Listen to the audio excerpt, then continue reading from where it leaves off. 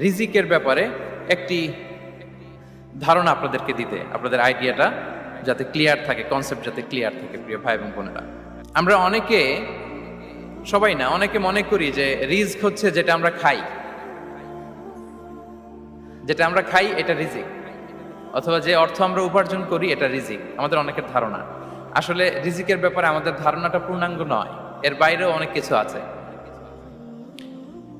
রিজকের বাংলা হচ্ছে জীবন উপকরণ, ইংরেজিতে বলে সাস্টেনেন্স বা প্রভিশন। অর্থাৎ জীবন পরিচালনায় একটা মানুষের যা যা লাগে তার সবই রিস্ক। শুধু আমরা যেটা খাই, যেটা উপার্জন করি, শুধু এতটুকুই রিস্ক নয়। এটা অনেক ওয়াইডার সেন্সে আমাদেরকে চিন্তা করতে হবে।